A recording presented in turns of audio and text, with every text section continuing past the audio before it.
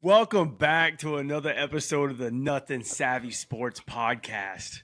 Right when we join in, Taylor's really upset about the Cooper Rush shirt. I think he's a little afraid that Cooper Rush might actually come in and take Dak's spot this year. I'm sorry, you put me to sleep with that take. What's going on?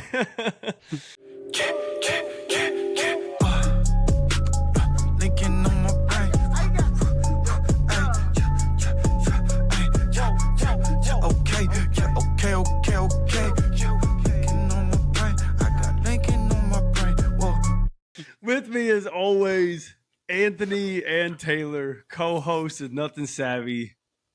How do you do? Oh, come on. I've already said How my do piece. you do? Yeah, woo! I was going to say, it's mock draft baby. day. Let's go. All right, today on the Nothin Savvy Sports Podcast episode, we are going to be doing a snake draft mock draft. We thought about doing an auction draft, but I think the snake draft is more of what a lot of you do out there, and it would be more beneficial, and we're used to it. So I think we can do this. Our league that we are all three in is an auction draft. It's a very interesting draft. It takes a little bit longer, so I think we're just going to stick to this snake draft right now. It's PPR as well. We're all ready, and y'all have any input before we get this thing going? Let's rock. I'm going to murder all of you. All right. As soon as we started, I have a question to ask you guys. I'm not going to harp on every pick that we do, but...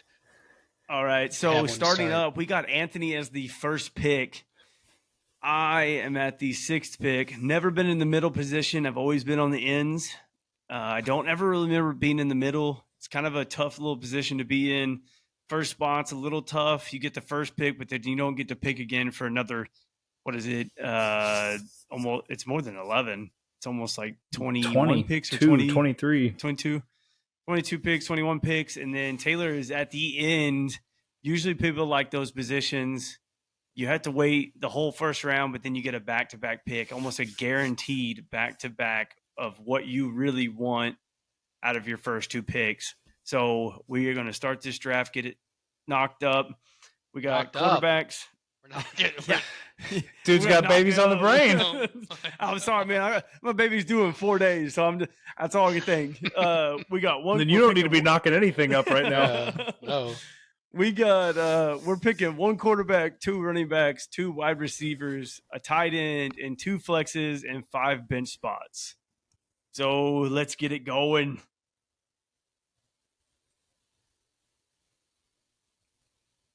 All right. Okay, so my pick is going. I just had one quick thing to say. So Justin Jefferson, obviously most people's 101 in snake drafts. I want to know, in y'all's opinion, is anybody crazy if they want to take Jamar Chase over Justin Jefferson? I don't think so. I think you are. I don't think so either. I think Jamar Chase almost seemingly has a higher ceiling if he could stay healthy, because he gets injured every season. I think you could easily rationalize it. He's got the better quarterback. For sure. And has to be the better offense. So, I mean, I think you could absolutely rationalize it. Justin Jefferson's the safe pick because you know that the volume's going to be there. But like you said, Jamar Chase could absolutely outperform Justin Jefferson, and it wouldn't shock anybody. Yep. Well, that's exactly my rationale for my reasoning, or my rationale for taking Justin Jefferson, because that's who I'm taking, is specifically because of the health risk that I know that Jamar Chase has, as well as that Justin Jefferson is tried and true. And here we go, Trent, you're on the clock. We got the computer taking Travis Kelce in the first round at the 4th pick. It's pretty high. Go ahead and rattle off those. Christian McCaffrey went 2. Jamar Chase went 3rd. I said those first 3 with computer picks. I knew the first 3 were going to be Jefferson, McCaffrey, and Jamar Chase, but I had no idea that the computer would pick at 4 a tight end, even though he is basically a receiver. But yep. And then after Kelce went Austin Eckler, and now Trent has. You almost had Eckler fall to you at 5 or 6. That would have been awesome. That would have been insane. What's on your brain? What are you thinking? I don't know, man. It kind of threw me off a little bit here. I know mine's a clear as day pick. I know who I know who I take. How much time do I have? Does anybody see the time? 29 seconds. Can you pause it for us? I don't know if I can. I was gonna say because. Oh no, you're gonna get auto picked. How do you get auto picked in a mock draft? I didn't. I picked Tyreek Hill. You picked Tyreek. Okay, see, for me, mine is Cooper Kupp over Tyreek Hill. That's I was thinking that too. I was a little scared. Hold on, let me see if I can pause. You could try. Oh, here we go. I just Here's the thing. Cooper Kupp, to me, like, it wouldn't surprise me at all if Cooper Kupp at the end of the season was the number one player in fantasy. Correct. He's done it before. He got hurt last year, sure. But if that offense comes back and him and Matthew Stafford have the same rapport that they've always had, he could easily be the best wide receiver in the league fantasy-wise. Easily. See, well, I mean, like you said, that's a big if when you're playing fantasy football. So my thought process is Tyreek Hill is almost, he's not a guarantee, but he's not a big as if as Cooper Kupp and Matthew Stafford. Like, I think Cooper Kupp can get it done even if Matthew Stafford's not back there, just because he's like a number one receiver no matter what. Who's in the backfield? Someone's going to be going to Cooper Kupp like every single time, at least 10 targets a game. He's going to be their best receiver. But that's two big ifs. Matthew Stafford and him coming off an injury from last year. So I'm going to stick with Tyreek Hill on that one. That's just personal preference. Y'all would have picked Cooper Kupp. That's fair enough. Do you want me to unpause this now, or? I was going to rattle off the people who got drafted. I'm ready to roll whenever y'all are, but go ahead and rattle off those people. Okay. So after Tyreek Hill, which was Trent's pick, we had Cooper Kupp go, and then we had Bijan Robinson, CeeDee Lamb, Jonathan Taylor, A.J. Brown, and now we have Taylor at the turn, taking 2 picks in a row. They're taking some. This is a nice spot. I feel really good here. I feel like I don't know if there's really a way I can screw this up.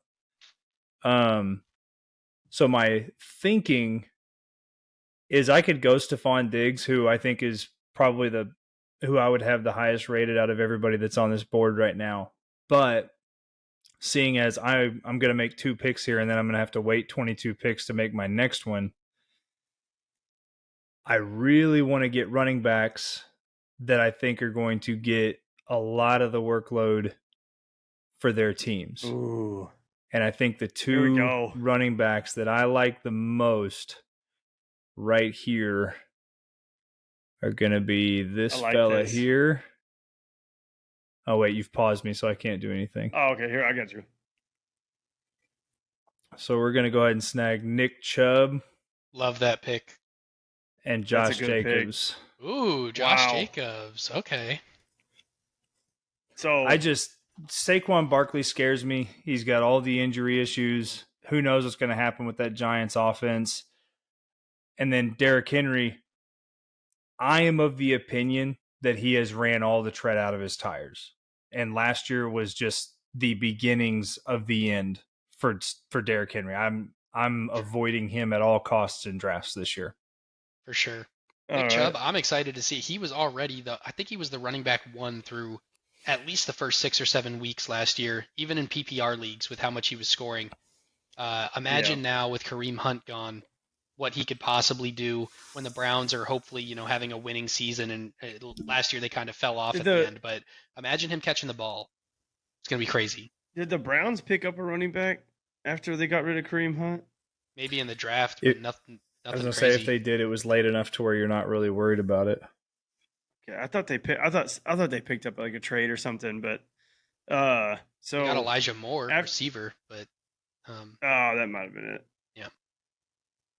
So after Taylor picked, we got Saquon Barkley went with the second round of the team 11. Stephon Diggs next after that. Derrick Henry after that. Patrick Mahomes going early in the second round. It's kind of where he goes, though. I don't. Mm-hmm. I know, but in a normal snake draft league, I don't think you're seeing Patrick Mahomes go in the second round. Just because, and it's not because it's a stupid pick. I think it's just because it's almost known that nobody's really going to pick up a quarterback in the first 3 rounds. Usually everybody's going to go for those top wide receivers and top running backs. Nobody's going to really waste a pick on a quarterback, mainly because nobody's going to pick one until the 3rd or 4th round. But I don't know. But if you do, I mean, you can rationalize guys like Patrick Mahomes, like Josh Allen, like Jalen Hurts. If you're going to go early, you got to get one of those guys. And if you don't get one of those guys, then you are waiting until, I mean, you could wait the whole draft and get just about the same value from just about everyone that's left. Totally agree. All right. Let's see here. Let me pull this up. I'm doing too much talking, not thinking. Oh, and then after Patrick Mahomes was Garrett Wilson. Kupp and Wilson on the same team. That's a pretty cool one. Two dudes who could be top 5. In my opinion. Garrett Wilson could be top 5 at least. Here we go. I'm going to take it easy here. Oh, had to get his boy. Let me get Amon-Ra St. Brown. Let's pause it for Anthony here since we all had the same. I picked Amon-Ra St. Brown. I had him last year. I can't remember what league. I didn't have him in our league, did I? Or did I think I had him. Yeah, I had him in the other league, and I liked him. He got hurt, but every single time he came in, he played really great. I think the Lions' offense is headed towards a new direction this year, and I think with Jahmyr Gibbs, they're going to be able to open up the backfield and have more of a running back threat, and I think that'll open up the passing field a little bit more. And I think we got some good things coming. So I got 2 good receivers. I feel comfortable with it. Anthony, take off with it. All right. So what I'm thinking here is I see Jalen Hurts is still on the board. That's not a terrible pick, but I think it is a little bit early for me because I'm a lot more confident in, like, Patrick Mahomes. You could argue taking him early in the second round, kind of like what happened, because his defenses have never been too elite, so they never really make it to where Patrick Mahomes can sustain a huge lead to where they take him out of the game early, like in the second half at some point. But you can make a huge argument with that with Jalen Hurts. It's kind of scary. Their defense got even better. How are they going to be up by 21 points at halftime and like frequently to where he doesn't even really play much of the second half? I could see that happening. So for me this year at the current ADP, I'm kind of out on Jalen Hurts, but Josh Allen with an older Buffalo Bills defense that didn't perform as well last year, and then Patrick Mahomes, they're both kind of valid. So yeah, I'm out on Hurts. I see Mark Andrews also on the board. He's interesting to me, but from what I've been seeing in fantasy drafts this year, you can actually get some decent value with running backs later. And what I'm not seeing is a lot of deep value in the first or in the later rounds, like 4, 5, 6 for receiver. So for me personally, one thing I'm going to have to do is definitely get a receiver here. And my favorite person on the board right now, who I think has huge upside this year, which I can't select them right now because the draft is paused, is Chris Olave. So Chris Olave is going to be my pick. Go for it. Right here. If I can figure out how to pick him. All right, Chris Olave for the first pick. And second pick, do I want to get a workhorse running back? Probably. So for me, it's between Ramondre and Tony Pollard. Tony Pollard, I think he's a little bit more explosive, and he probably has a lot more upside than Ramondre. He has injury history, which is the concern, but I'm just going to go with the fact that the Cowboys offense has been passing less and less over the last couple of years after Dak's injury, and I'm going to assume that Tony Pollard's going to play a big role this year. So I'm going to shore up my running back 1 position, and I'm going to take Tony Pollard here in my second pick.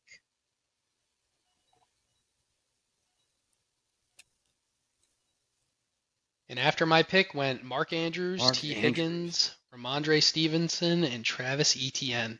Now Trent is back on the clock. Travis Etienne, that's a guy that I expect to do a lot more than what he did last year. Honestly, there's no more James Robinson, so he doesn't have him in the backfield to take away touches. And then if that offense keeps progressing the way that they were, then Etienne, if they can reestablish that connection they had back in Clemson, because that's what made them so deadly, was him dumping off passes to Etienne and him just eating teams up with it. And if they get that going again, he could have a huge fantasy year. See, I'm stuck a little bit here. I wish double wide receiver, so Stevenson or Etienne. I got 2 receivers, so I'm looking at running backs now. I'm not really looking at a quarterback. I could look at a quarterback. There are some good quarterbacks out there. Jalen Hurts is still out there. Joe Burrow is still out there. Lamar Jackson, I wouldn't say Justin Fields would be a first round, but I mean, he might be. He gets points. Yeah, but I'm stuck here with Najee Harris, which I'm kind of feel like it's like almost poison picking him, just because I don't feel like he produced like he was supposed to last year. But I don't know. I'm the a rookie little Jahmyr torn in Gibbs is between. looking good, but you did take Jahmyr Amon Gibbs He's is Ra still looking already. there. But I have to be careful with Jahmyr Gibbs because I already have Amon-Ra St. Brown. So if I pick Jahmyr Gibbs, I'm guaranteeing that 2 of my starters are going to be out 1 week in a bye week. So there's a running back that's a little ways down the board that, I mean, he'll probably, I don't know if he'll make it back to you. So I'm just going to say his name. And Joe Mixon is a guy that I like this year. see, that's what P Ryan's out of the offense. Yeah, I know Mixon's always had issues with staying healthy, but if he gets the workload that it looks like he's going to get this year, Joe Mixon could be a huge pickup for somebody in what will, I mean, at his current draft position, his ADP is pick 41. So, I mean, that's huge upside from a guy who is going that late in the draft, but you would have to reach a little ways to get him. But I mean, honestly, with the running backs that are ahead of him on the board right now, I like him better than any of them. I want to go with someone that I've been seeing on the mock drafts that I've been doing, and I'm going to go with Kenneth Walker. Damn, ew, gosh, rationalize that for me, please. Lay down on the couch, Trent. Let's talk about this. I can't really rationalize it. I haven't watched him a whole lot, but I've been seeing people pick him in the mock drafts and some of the podcasts I've been watching, some of the YouTube things I've been watching. So I'm kind of curious to see how that's rated towards the end. So I'm so out on him, man. They drafted Charbonnet in the second round. They want that to be a two-headed beast in the backfield. I am not going to roll the dice and hope that 1 week is going to be Kenneth Walker and you have to guess which week it's going to be. That would just be a nightmare for me to select him every single week if I want to keep him on the bench because of a bad matchup or not, because that's just, I don't know, man. And he's not as good of a pass catcher as Charbonnet was, which scares me too. So, I don't know, man. Jalen Hurts and Lamar Jackson go. Devontae Smith. Devontae Smith goes right before Taylor's pick. Jahmyr Gibbs and Najee Harris right after I pick Kenneth Walker. So 5 running backs in a row right there. Crazy. I mean, just the top 5 running backs after Tony Pollard. So Taylor, you're on the clock. What you want? So I got my running back position taken care of. I feel good there. So I feel like I can move on and take care of other positions. I love DK Metcalf this year. I feel like everybody's down on him because last year he didn't score a lot of touchdowns. That's going to tick back up. He's an absolute monster of a human being, so he's going to start scoring some more touchdowns. So he's going to be my first pick. And then with the second pick, I really like the upside of Keenan Allen this year.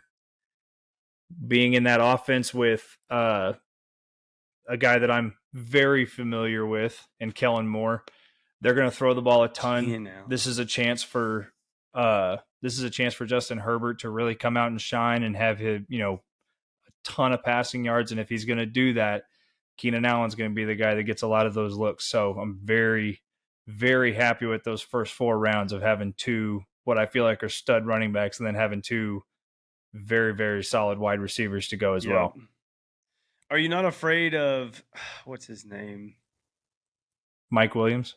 Njigba? Yes, Mike Williams being a workhorse for the Chargers this year. I mean, he was pretty much their number 1 guy before he got hurt last year. And I got to see a lot of really good things from him on my fantasy team until he got hurt. And then I'm not sure what happened with Keenan Allen after that, but are you not worried about Williams taking over that role for him? I'm not worried about him taking it over. The only thing that concerns me with Allen is his injury history. He's always dealt with injuries his whole career, but if he can stay healthy, he is the guy in that offense. He gets open constantly. He's always creating separation. I'm a big believer in the talent that Keenan Allen has. If he can just stay on the field, then then that's a huge win. Gotcha. He'll get you 100 receptions and 1,000 yards in his sleep. Any touchdowns, just a little bit of upside for you anyway. I like it as your wide receiver too. So I feel like I got a little bit lucky here. Taylor was talking about it. I have Joe Mixon in my dynasty league. So he fell to you. Look at that. Yeah, he did. Yep. So I had been looking at Joe Mixon as kind of like a sleeper. I don't think I can go another round without missing him. Basically, if I go another round, I'm not going to get him, I don't think. So I'm going to pick him here. Yeah, and I thought he would fall a little bit farther just because I thought he was more of a sleeper. But, I mean, kind of is falling this far down in the mix of, like, all these running backs being picked and stuff. But I've been researching him a lot because he was in my dynasty league. And I really see, like Taylor said, I think he picks up that workhorse for the freaking Bengals. So hopefully that works out. We got So after me, we had Justin Fields picked, Dobbins, Ridley, and Hopkins. How do y'all feel about the D-Hop news? You guys see, dude talks about wanting to win, want to go to a good team that has a chance, and then he signs with the stupid Titans. What is he thinking? That's my opinion. I wouldn't count the Titans out. I mean, I would. I don't know, man. I just. They got a good running back, and now they got. I don't think Tannehill's terrible. Sure. He's not terrible. He's not. Who else do they have that's a backup? Is it Malik Willis? Last year they loved Malik Willis so much that they went and sound Josh Dobbs off the street and let him play the end of the season. And then they got Will Levis. So, dude, hey, a lot of people are excited about him. Are you gonna? Everybody likes an underdog story. I wouldn't count anybody out. And Taylor, don't you dare say anything about Will Levis being a horrible quarterback. You know who they have to fight through, right, dude? This is the AFC. They gotta get through a lot of dogs in playoffs. This is I don't know why. I'm just saying, he might sit on the bench for a year and then come in, and everybody's like, "Where did this guy come from? Who is this guy?" And then they go back and they're like, "Oh, this is the guy that fell in the draft. This is the guy that had the really hot girlfriend that was sitting by him the whole time and never got picked." Like, that's poor dude.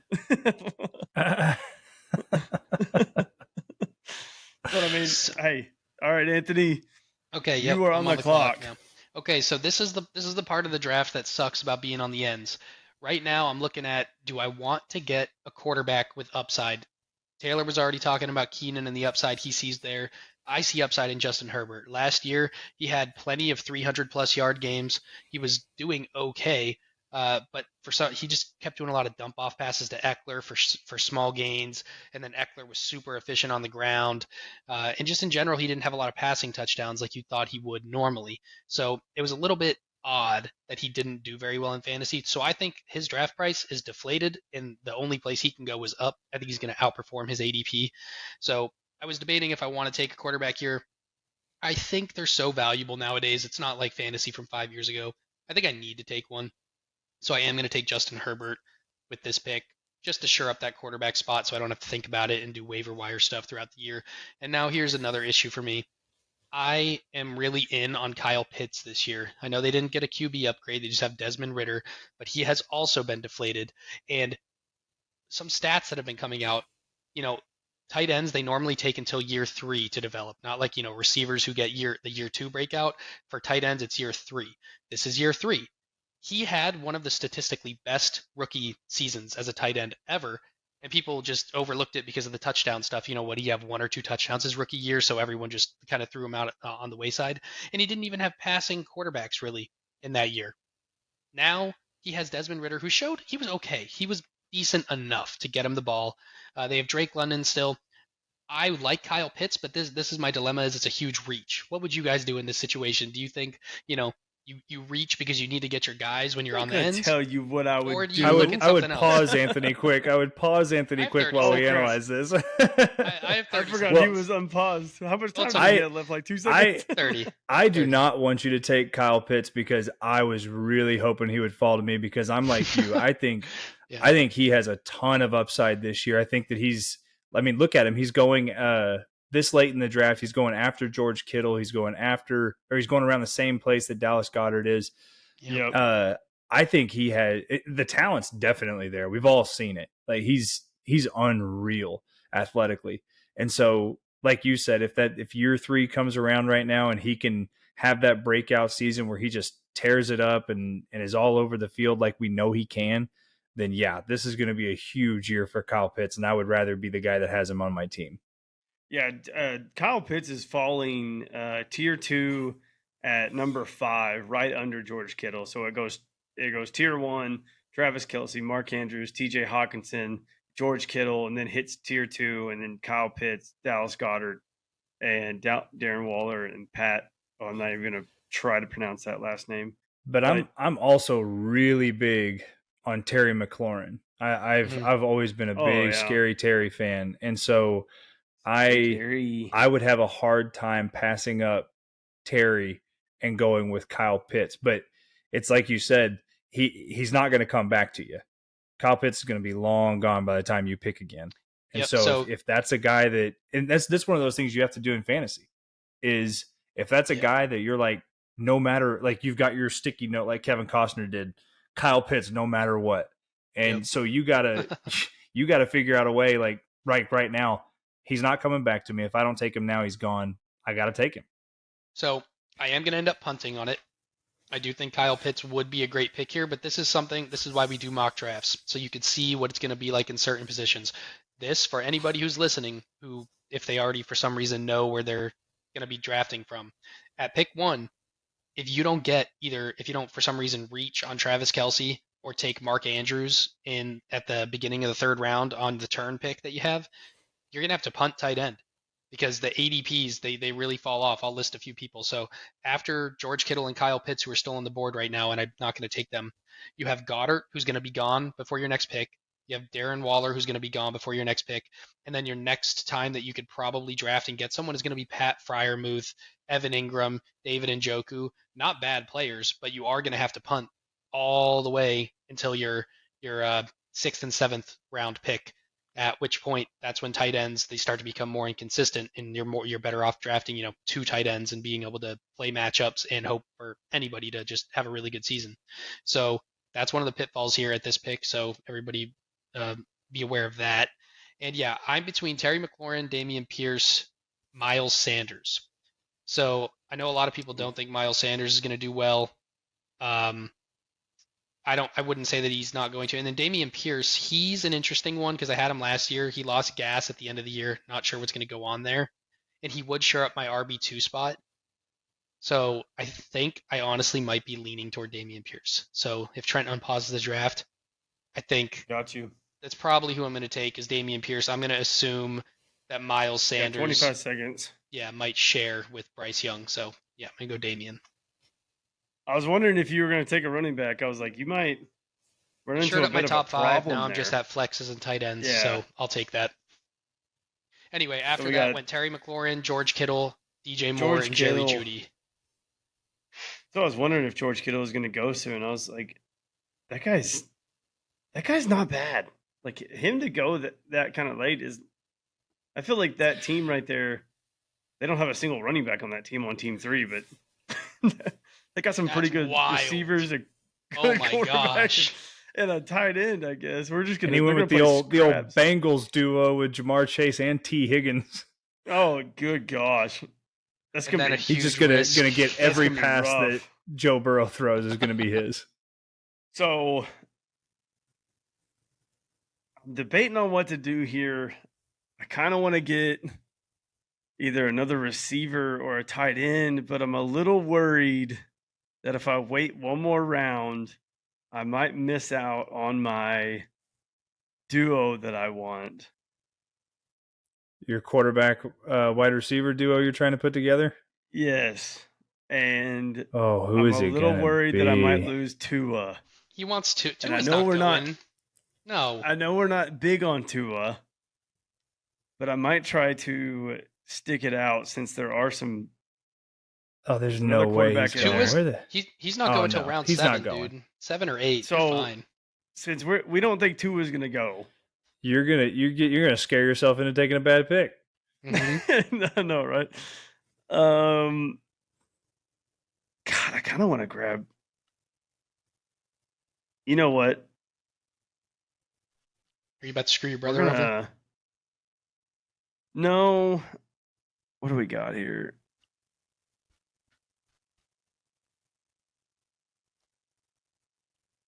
There's still a lot of good names on the board. Yeah, there are a lot of good names on the board. Huge upside running backs. I think I'm going to go with a tight end here. Right now. I think I'm going to go with a tight end. And I'm going to go with what I feel comfortable with. And that is Dallas Goedert. I knew it. I knew you wouldn't say Pitts. You dirty bird, you. I am a dirty bird, man. I'm a dirty bird fan now. And look at that. Taylor gets his boy. We're gonna pause. Kyle Pitts falls right to me. And he does fall right to him. After I picked Goddard, London went, Madison, Godwin, Watson, DeAndre Swift. Watson might be a good pick this year. I think you could pick a safe receiver at the beginning if you want to get two really good running backs after that, and then kind of grab Christian Watson. Is his name Christian? Yeah, I think it is Christian. Yeah, it is. He's going to be one of those big play guys, though. Like he's going to be the guy that if he can grab you a couple catches and one of them break for a touchdown, like that's going to be awesome. But there's going to be weeks where it's very, very low for him, especially with a quarterback that's never had any significant playing time in the NFL so far. Yeah, that's what I'm saying. Like, if you want to get that really good receiver first round, and then two running backs, and then grabs a couple other people, and then grab Christian Watson towards the fifth, sixth round, I think you'll be okay. But I mean, it's crucial to prioritize in some sense. Yeah, receivers in this. It's a PPR and it's two flexes. I'm gonna go ahead and open this up, Taylor, since you know who your next pick is. Oh yeah. We're definitely gonna go. We're definitely gonna go with Kyle Pitts. And then my next pick. So I've already taken care of all of my skill positions. I got my two running backs. I got my two wide receivers. I got my tight end. We got quarterback, and we have two flex spots, and then we've round out our starters. I think I am losing. I don't. This year, I'm going to go and call it. This is the year that Brandon Ayuk finally makes himself known in fantasy. He's been hit or miss. He's had some really good games. He's had some really down games. I'm a big believer in the talent. I'm going to take Brandon Ayuk in that first flex spot. I think Debo starts to kind of fall off a little bit for this team, and Brandon Ayuk's right there to step in. I like that. Okay. Brandon Ayuk, yeah, he's shown flashes. My thing with Brandon Ayuk has always just been he doesn't get a lot of targets. He'll get you 4 catches a game for, maybe 60 yards, and you're lucky one week if he gets you a touchdown. But maybe that'll prove wrong this year, and he'll actually, get more volume, get be a 7 or 8 target a game kind of guy. It might be tough in that offense. This is the year. Be nice. I hope so. I hope you're right. This is the year. I can't tell you how many times I've heard that. Now I'm kind of sitting here on the edge of my seat because not a single quarterback went that entire time. And I'm kind of wondering if I can go another. You can absolutely go another round. Darren Waller, Dalvin Cook, Mike Williams, James Conner, Miles Sanders went off the board after that. Because I got some. Dude. You can absolutely go another round. Absolutely. You need to not be scared. People are not going to draft him, bro. And he's an injury risk. I know that we're drafting against bots right now, but if this is what a realistic draft you're trying to do, don't just reach on him right now. Do what you would do if you're going against other people. Because I'm gonna do a bit of a reach here for a player, and don't ask me to explain it. Really, this is I'm kind asking. of do these things. I know we're gonna ask because this is what this whole thing's about.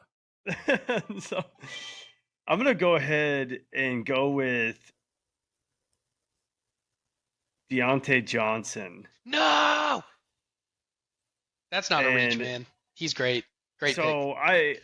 I read about Deontay Johnson being a bit of a sleeper this year, And I kind of do this thing every year where I pick a sleeper towards this part of the draft.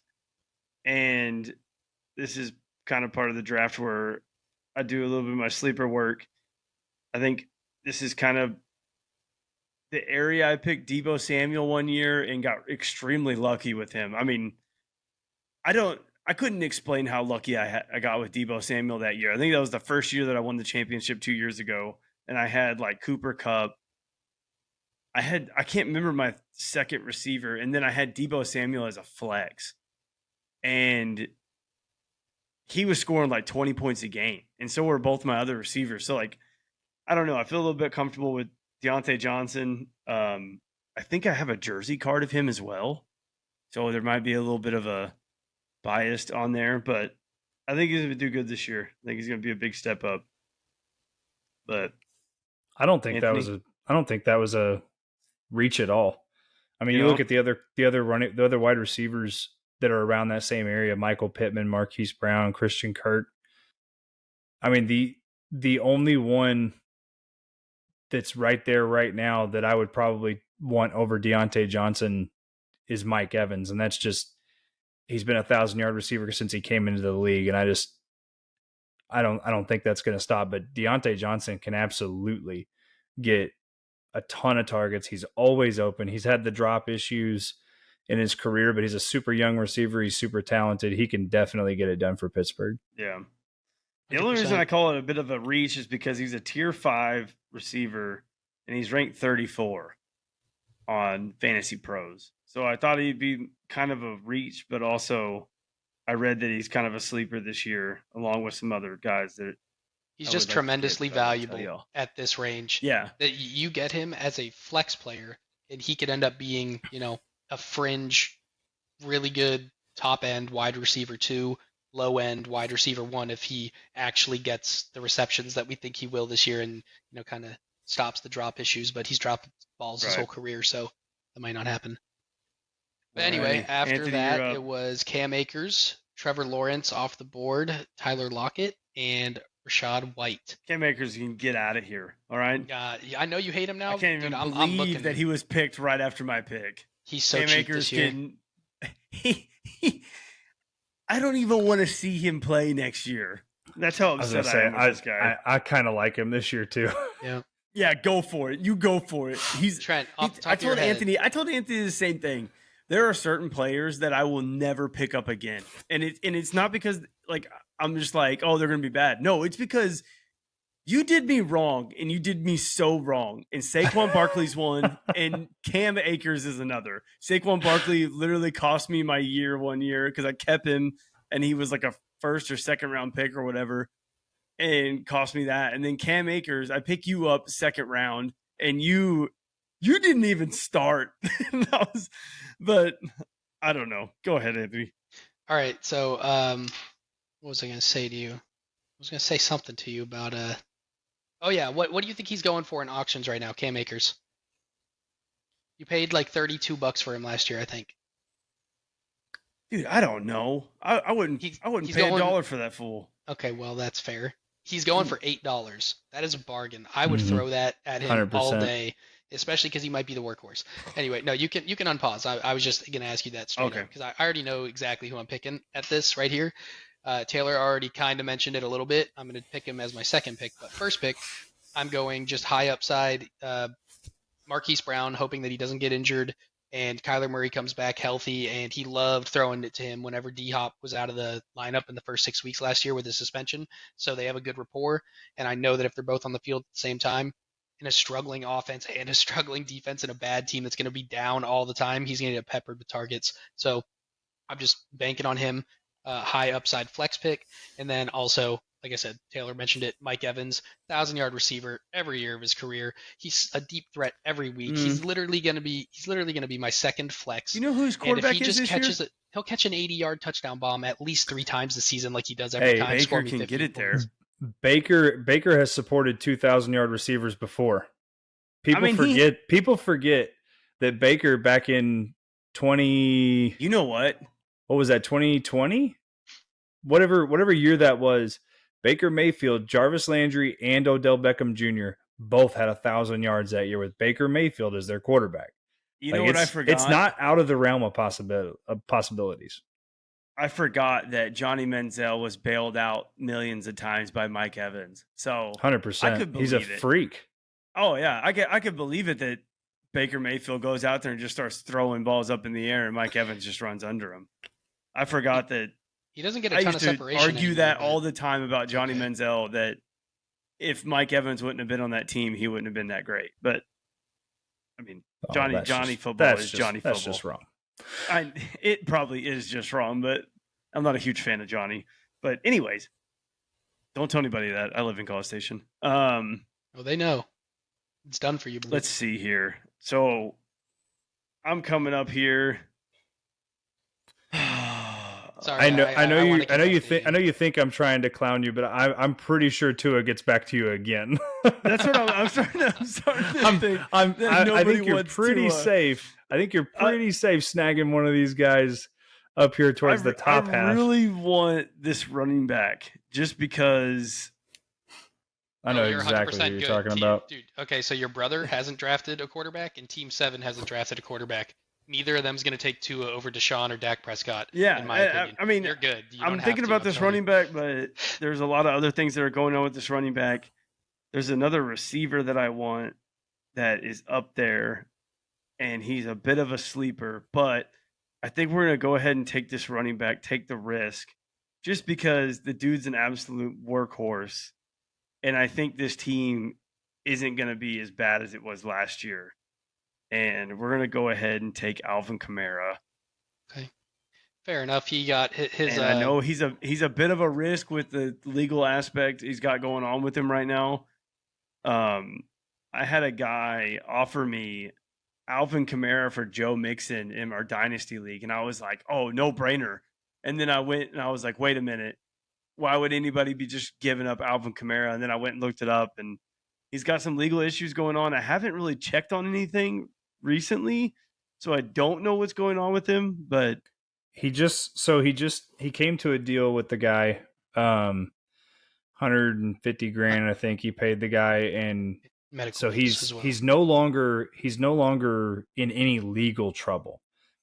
But as we've seen in the past, that means absolutely nothing for suspension of the Roger NFL. Goodell. So they take very seriously anything that you do to portray the NFL in a negative light. And so just having his name mentioned in the same breath as this whole ordeal would have gotten him a suspension.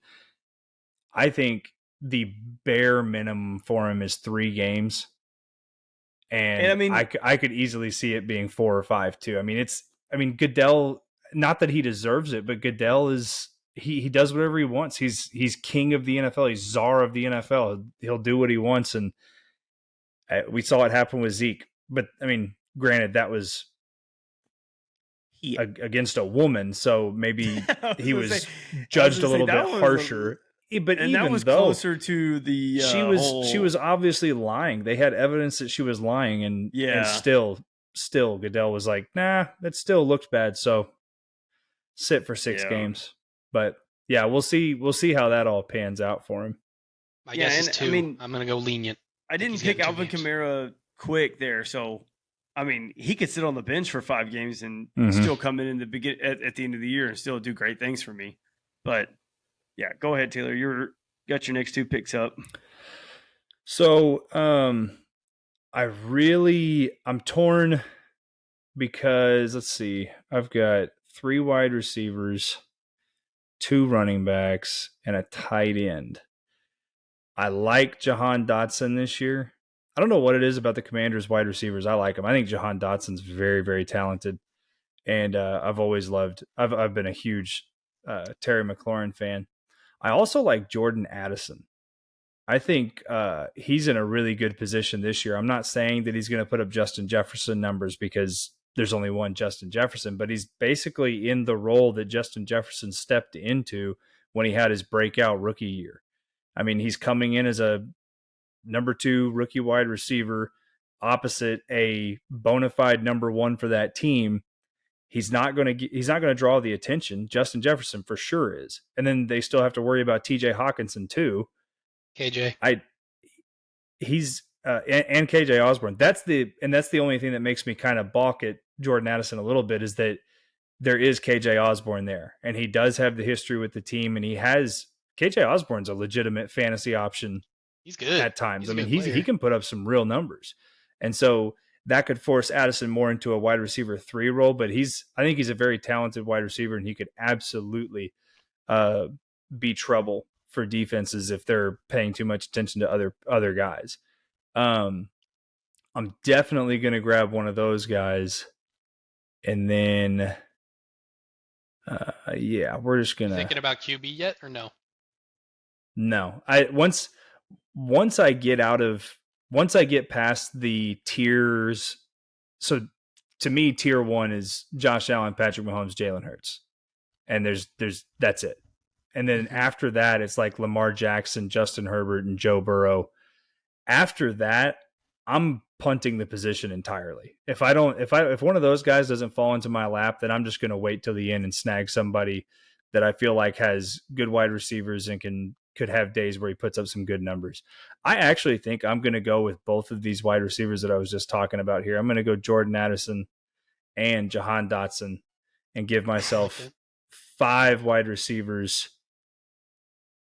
Ooh. Yeah, I like that right there. No, I like that. It's plenty of options for your flexes. Find out who breaks out, who doesn't, who's serious. That's good. We had Johnston, Dillon, Ingram, Cooks. And guess who made it back? Tua. And he'll make it back one more time. How do you say that tight end's I last don't name know for if he'll Pittsburgh? make it back. Freiermuth. Well, look at all the people in front of him who already drafted a quarterback. Unless they really want another quarterback. Man. I'm saying, dude, look, there's one team that needs a quarterback in front of you. I love how you gave up halfway through his name. Dude, yeah. He goes, I'm just horrible. How do you say that name? Freiermuth. Fire. Ugh.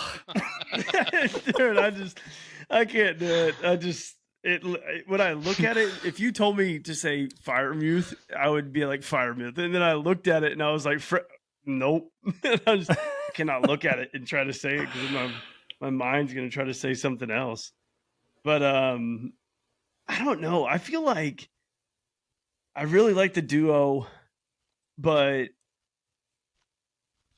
there's some good quarterbacks in there still that I feel like I could get away with if I want to get another running back or another. Dude, you will win a fantasy week in those weeks where Tua decides to throw for 4 touchdowns, 2 of which go to Tyreek Hill for 150 yards and 10 receptions. It's going to be disgusting. You're going to score 75 points between the two. It keeps your stack together that you always do. Mm-hmm. Of course, you could always grab your boy Jared Goff late.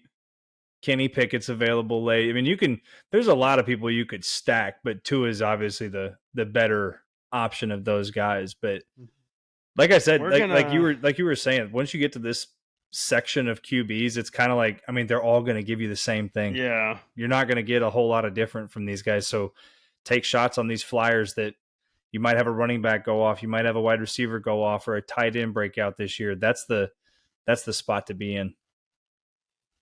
We're gonna. Oh man, thanks. What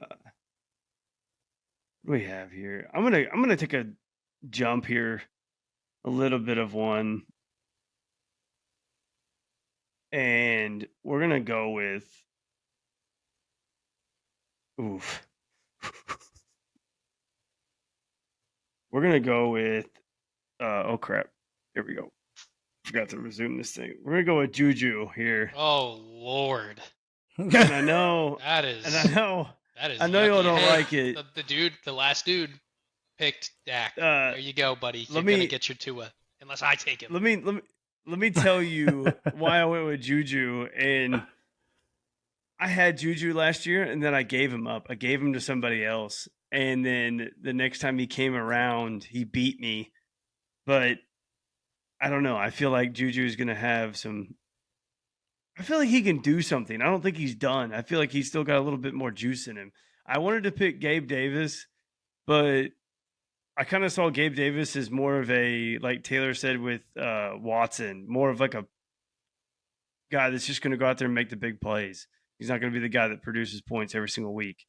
But Smith-Schuster probably is going to be that same thing. But I don't know. I probably would have went with Gabe Davis. I probably would have went with Gabe Davis over Smith-Schuster there. I think he's in a better offense. He's got a better quarterback. And like you said, I mean, if he's gonna take advantage of long plays, Mac Jones there. Is it Mac Jones or is it Bailey Zappi? Is it Zappi? You gotta respect the guy he's the all-time leading passer in the NCAA, isn't he? Anthony, who do you think it's gonna be, or who is it? It's gonna be Mac Jones. Yeah, they like Mac. They invested too much into him. They're gonna give him a chance this year at least. If he sucks, he could get benched permanently. Yeah, but they give him no weapons, dude. We have 10 minutes to make the next. Yeah, but the next ones we're not going to go over very much because it's about to be just sleepers. Literally, it's all it's about to be. Rock and roll. All right, so yeah, I'm ready. You're on the clock, Anthony. Yes, sir. So anyway, the person I'm taking here, super high upside, showed great rapport with Deshaun Watson. I'm taking David Njoku because I punted tight end, I think he gives the best upside for that. I appreciate that.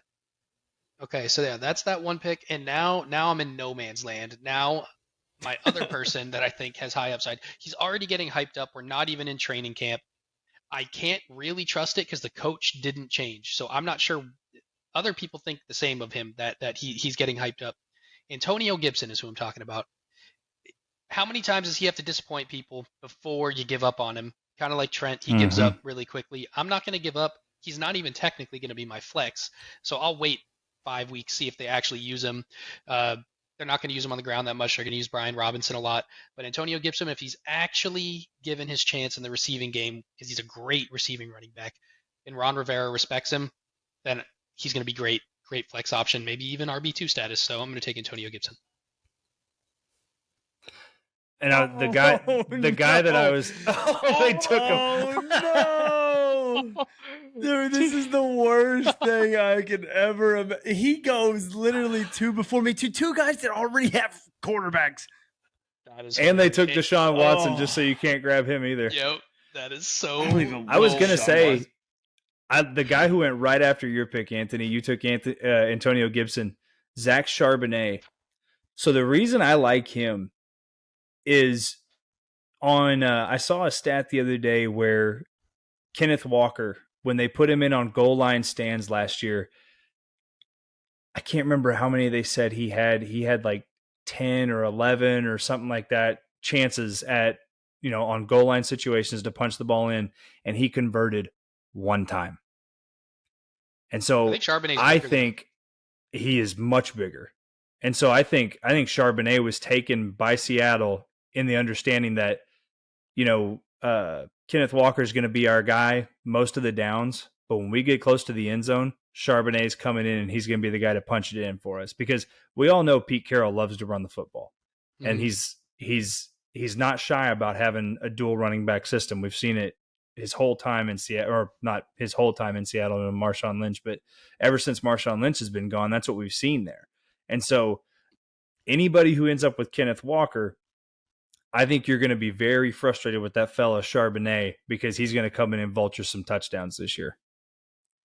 Agree. It's going to be a disgusting backfield to watch, but not if you have him in on the week that he scores 2 touchdowns. Or 3 or 4. I mean, who knows? Could be, yeah. All right, Trent, what are you doing now? Now with your tail's tucked between your legs, you don't know what to do. Full punt, buddy. Full punt. I know. I guess I was going to take a risk. Me and you, man. Neither one of us have quarterbacks. We're the only ones left in this draft with no QBs. Team 7 I really don't either. want.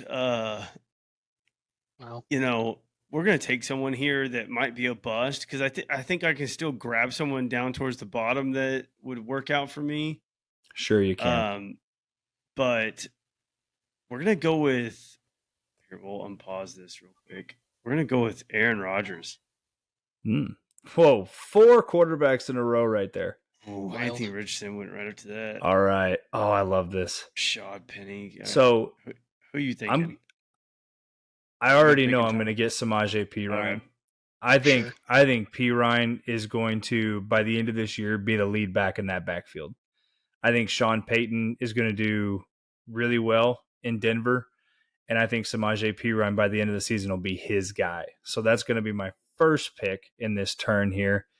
And with my second pick, I'm going to come down here. I'm going to grab another running back. And this one's more of a taking a shot. It's late in the draft. So take a shot on a guy that's got unbelievable speed. I've witnessed it in person. I've watched it for years. We're going to take Devon A-Chain and that Miami Dolphins offense.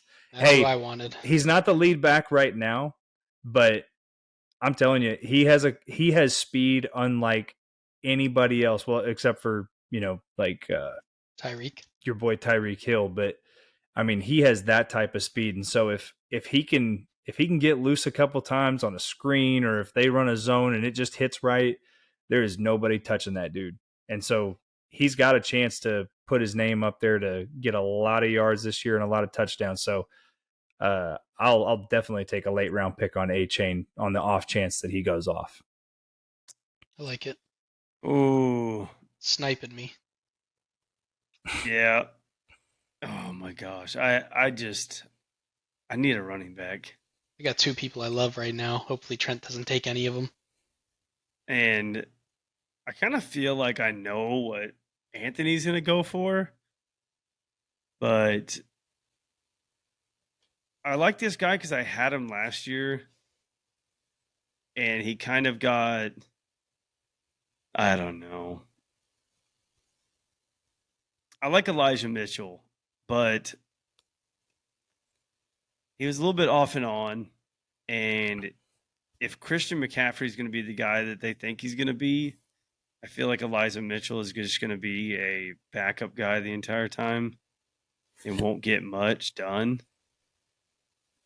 So it might. What round are we in here? This is round 10. 4 more rounds. I have still yet to select a QB. I know, right? Yeah, full punt, like you said. Who cares? Take full two punt late if you want, whichever one plays better. Take both the. I think I'm going to go here and take a safe. I think I'm going to take Cole Kmet. Ew, no. Don't. No. Don't go too tight end. Don't go too tight end.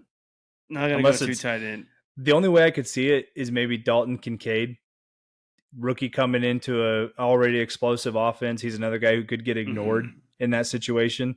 And so if it happens to where he starts having one of those years where it's like, holy cow, we've never seen a rookie tight end go off like this, I could see it. But there's also people that don't believe in Kincaid at all. So at this point in the draft, it's pretty hit or miss, but I'm going to play it a little bit safe here. You could go Lazard. You got there's your wide receiver quarterback tandem right there. I know, right? Yeah, but I have receivers. Alan Lazard was one of them that I was thinking about. Adam, I don't know. Everyone's hyped up on why did I just blank on Garrett Wilson? You never know with the rapport that Aaron Rodgers already has with Lazard. He might be the safety net. He's just going to dump it off to him anytime he feels worried about something. By the way, who's that person that they brought over as a tight end? We're gonna go with Lazard. Let's go to Chicago. Who was it? Because that was my main reason for saying don't draft Kmet. They brought in another tight end. I can't remember who it was. Did they bring in the Iowa guy? Was that them that picked up the Iowa tight end? I can't remember who it is. I just know that there's competition there now, and it's not just Cole Kmet's tight end field. So there's a rookie. So one of my guys got taken. I was really hoping Jamison Williams would fall to me because my entire starting lineup is already set. So I'm looking for high upside. He's suspended for the first 4 or 6 games because of the gambling stuff. So I was just really hoping that he'd fall to me, and he did not. So the other person, though, Trent already mentioned for me, so I appreciate it. Elijah Mitchell. Christian McCaffrey, if he goes down, Dunsky, that's Elijah Mitchell's backfield. I should have just grabbed him. He does get injured, but the way me and Taylor talked about it last podcast on my reasoning for why I'm not super high on Christian McCaffrey like everybody else this year. When Elijah Mitchell played and it wasn't purely Christian McCaffrey's backfield, he was on the field. He was on the field a lot. And Christian McCaffrey, I don't even think Christian McCaffrey had over a 70% what do they call it? The snap percentage, because Elijah Mitchell was out there so frequently. So yeah, I'm going to take Elijah. If you want to unpause.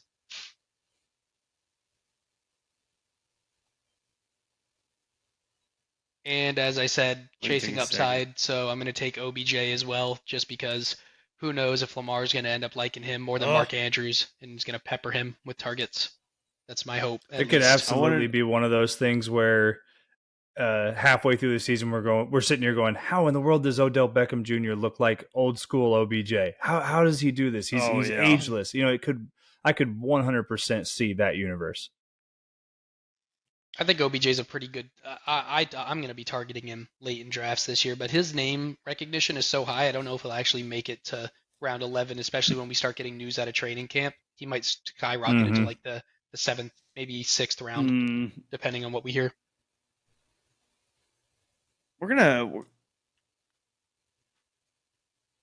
I don't know. Maybe not. Yeah, at this point, you don't even have to really question things. I'm going to go ahead and grab Miller here. Miller time.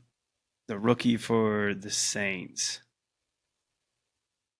Just because you grabbed you had Kamara, so that's not bad. Yeah. So I go ahead and grab Miller here. He plays a couple games. Maybe I can get rid of him. Pick up a free agent after that. I know one of the picks that Taylor's going to have here. I know it. I absolutely do in my heart and soul. I was really hoping that one of those QBs was going to fall to me. Geno Smith or Daniel Jones? One of them. Because, not because I think that they're awesome or so much better than everybody else, but I have Daniel Jones. I'd probably take him ahead of plenty of quarterbacks that have already come off the board. So, and then Geno Smith, same thing. There's quarterbacks off the board already that I would have taken him over. So I would have really enjoyed having one of those guys fall to me. Why don't you just go down there and go get CJ Stroud for you? I thought he'd take Jared Goff. Jared Goff has high upside. I'm gonna pass on Goff. I'm gonna keep my now. I think we're gonna go with and I feel like if this was a real draft, I'd hate myself for it a couple weeks into the season. But we're gonna go with Sean Payton being the quarterback whisperer and fixing Russell Wilson in this Broncos offense. We're gonna snag Russell Wilson. God. I've been hearing reports out of camp that Jared Stidham has better than Russell Wilson. Let's ride. And then I'll cut my 11th round quarterback and pick up Stidham. It'll all work out. That's true. And then we're gonna go Sky Moore after that. There's got to be there has to be a wide receiver step up in that Kansas City wide receiver room. It can't just be Travis Kelce. And so Sky Moore is a guy that I really liked coming out of college. I actually really hoped the Cowboys were going to get him, and they didn't. But I think he's got a ton of talent, a ton of upside. And so if he can put together a pretty good rapport with Patrick Mahomes, then he could be a guy that really steps up and has a breaking season. What about Rashee Rice, though? Goff. I do like Rashee Rice. I like Sky Moore just a little bit more than Rashee Rice. They were both in consideration right there. Gotcha. Who I got here? I got that. Might as well take Kyler Murray and just hope he is a 20 I really don't want scorer. Kyler Murray. I'm not a big fan of him. I don't really believe in his abilities. I think I'm gonna.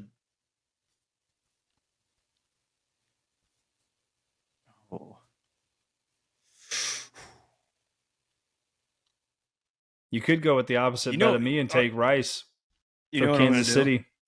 I'm going to take Derek Carr. I believe in Derek Carr. There you go. I've been a big fan of Derek Carr ever since he was on the Raiders, and he took him. What did he do? Right before he broke his ankle, he was like the first time they got into the playoffs in a really long time, and he was actually playing good football. And ever since then, he really hasn't been. But I honestly think he could do something with the Saints. Anthony? Yeah, okay. Well, for me, like I said, still chasing upside. probably go Rashawn Johnson, the running back that just got drafted for the Bears. See if he can compete with Khalil Herbert. And then I don't really have that many receivers. I'm surprised you didn't take Tank Bigsby. I was going to take him as my second running back, but then I almost just convinced myself that I need another wide receiver because I only have 5. Zay Jones. I mean, I could do a double, like knowing I'm going to release somebody. Only have 5. Odell and Zay Jones on the same team, to where if Zay does for some reason go crazy or Odell re-injures himself like he does every single year, that could be something. I think I'll just do that. Wait, why Zay? I'm so stupid. Not Zay. I meant, what's his name? What's that other? Zay Flowers is who I was thinking. No, yeah, screw Zay Flowers is with the. Yeah, not Zay Jones. Screw that. He's gross. How often are there 2 guys named Zay? I know, right? There's probably a bunch more that we don't even know about either. I'm gonna go on the flip side of what Taylor said earlier about Jordan Addison. I'm gonna go KJ Osborne and assume that he keeps his wide receiver 2 role. And that rounds out my team. All right. Right here at the end. Right before you, Gerald Everett comes off the board. All indications are he's tight end 1 for the Chargers. And I understand that he's been disappointing. Everybody's kind of been predicting a breakout for him, and it's just never happened. Talented guy. He's athletic. He can make plays. What's one thing you could count on the Cowboys for while Kellen Moore was the offensive coordinator? Dalton Schultz. They were gonna take some tight end that before he got on the Cowboys, nobody really knew who he was. They did it with Blake Ferguson. They did it with Dalton Schultz. And now here we go. We're in LA. I feel like Gerald Everett could be on the cusp of a breakout season with this Kellen Moore offense. Now, what about the mouths to feed, though? Trent, we're totally taking over your turn right now. This is funny. But pause it. You're about to go out. I only got 27 seconds. Y'all just. Well, if you know your pick, make it. I know my pick. I'm about to make it right here. Well, shut up, then. Go ahead. I don't really think it's. I don't really think it's that big of a deal. It's the 12th pick, and I'm gonna go ahead and take. It's 12, right? No, 13. Is it 13? Okay, 13th 13, pick. Yeah. I'm gonna take DJ Chark. I like it, especially Carolina. That's a wide open offense, man. Terrace Marshall, DJ Chark, and Adam Thielen. Who's going to be the main dude? Probably Adam Thielen because he's the super vet, but still. Oh yeah. All right, finish off our draft here, Taylor. Who are you taking? Taylor, what are you going to finish it off with? Man, I'm sitting here right now, and I'm wishing I hadn't taken Russell Wilson. I'm wishing that I would have just went another wide receiver or a running back or something right there, because if I had, I would take Matthew Stafford right here and just be completely content with it. But seeing as the draft's already played out, if this was a real draft, I would be taking somebody else and then maybe picking him up after week 1 if Russell Wilson was disappointing or something. So instead, what I'm could be a given. Instead, what I am going to end up doing, I want high upside with this pick. So this is no risk, but possibly high reward if everything works out. We're going to take Jalen Hyatt for the Giants. Trent likes that. You like that? He was super talented at Tennessee, super fast. Who knows if he comes in and becomes a home run threat, then could be big things for him and Daniel Jones. I think these teams look pretty good. They're not bad. I like them. I have some mic issues here. My mic's falling. I'm just going to hold it, I guess. I'm not sure if we can look at a grade on this or not. I don't know if Sleeper God, now I'm mad at myself for not going full punt on QB. I should have done that. What kind of loser only 3/4 punts? Yeah, right. Should have just seen it through. Didn't trust myself. So on my team, we see double heavy wide receiver at the start. For Taylor's team, we see double heavy running back start. And then for Trent's team, we also see me and Trent drafted pretty similarly, minus the quarterback. Trent also did, back-to-back receivers. Holy moly. Hey. We'd have to put this up for a poll somewhere to see who people think has the best team. Yeah. I like Taylor's team for upside since I let him get Pitts. He's got a really good top 5. And then if you do get those breakout players in your flex, you're going to be scoring crazy amount of points every week. Yeah, I don't know. I think it looks good though. The thing I would be most excited about with mine is those running backs. I can't remember the last time I felt like I left a draft with 2 guys that I thought like, man, barring injury, which you can't predict injuries, you can't draft your team based on that because anybody could go down for the season at any moment.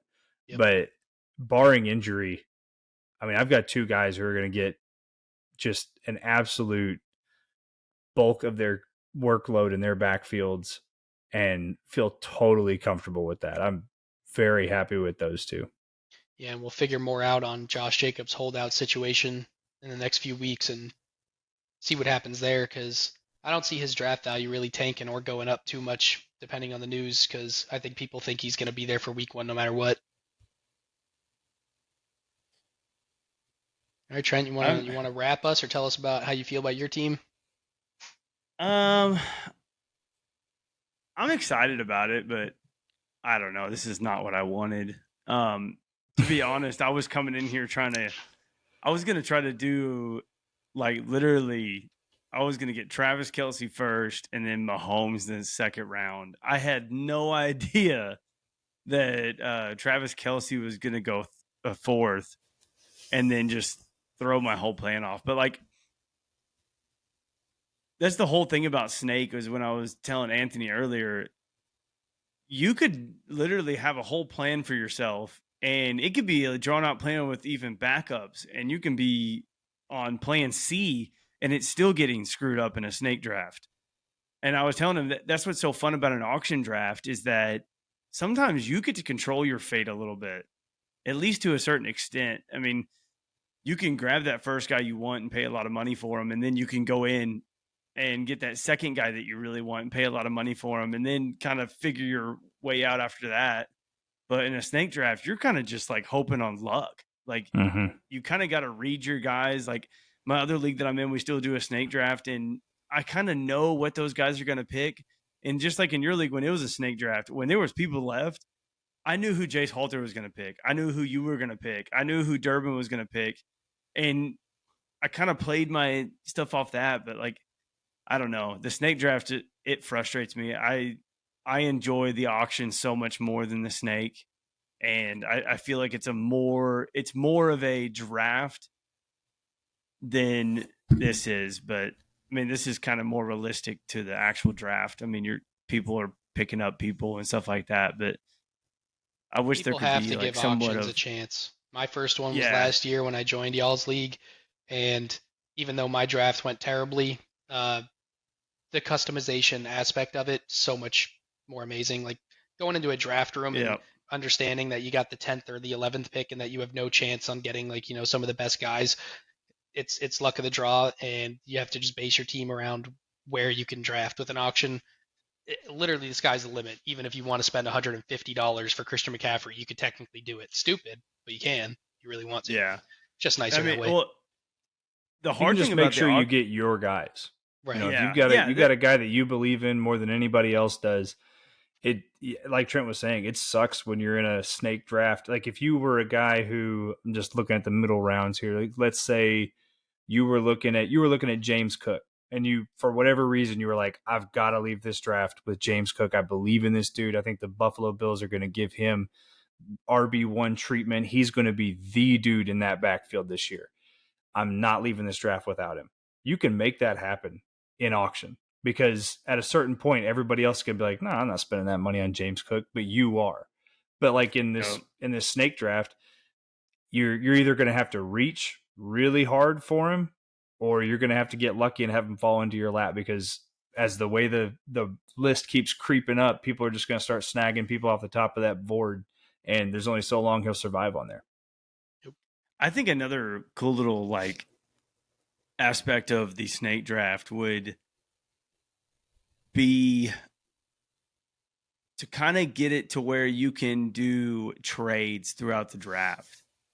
And that's kind of why I like the Dynasty League, because the Dynasty League that we're in, I kind of got screwed over because I came in and the guy before me had like given away my first and second round pick for the new rookies coming in. And I'm like, oh, well, that sucks.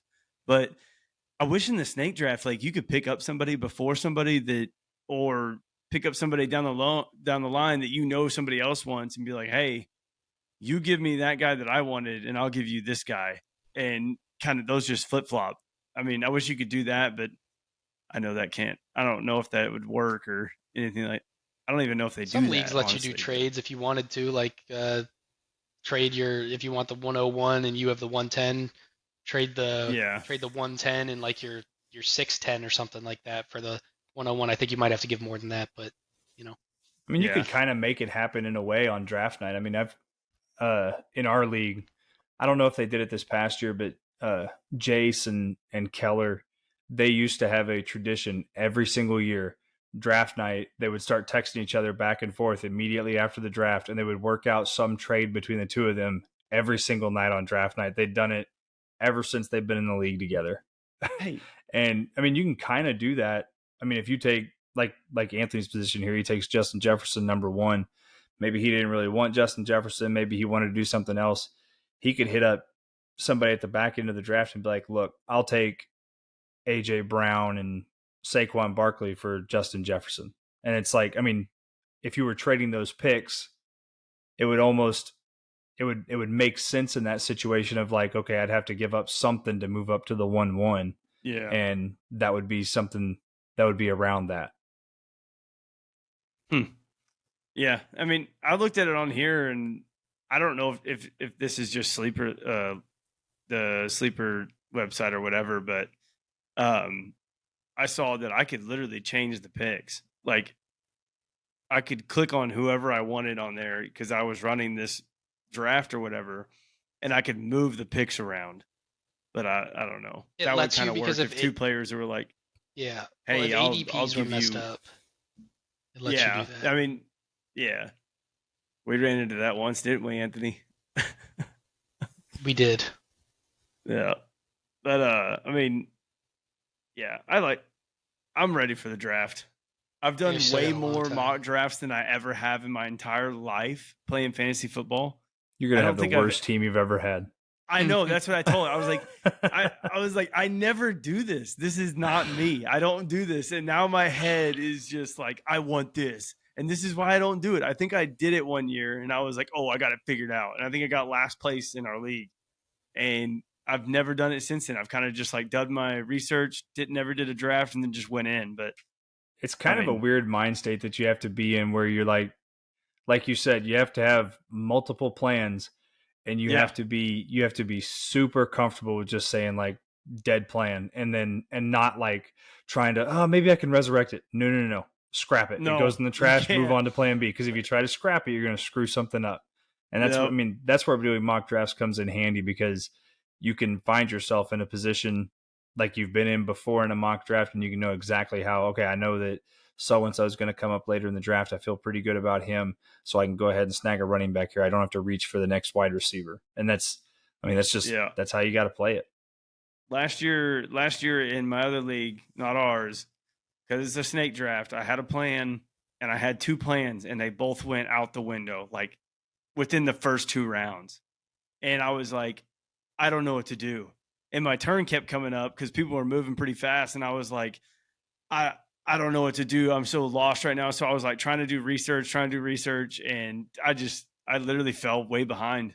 And I was playing catch up that entire year after injuries and stuff, but it's rough. The snake draft is tough because like in the auction draft, you can just sit there. And if your guy's not up on the board and you just got to look up every once in a while, and make sure nobody's getting a steal. And you can do all the research you want. You don't really have to worry about your turn coming up, but yeah, I'm ready. Football's, 41 or 40 days away now? More than that. No, well, college football is like 40 to 41 or something like that. NFL is like 60 or something like that, I think. The first game's on the 7th of August. So 50-ish days, something like that.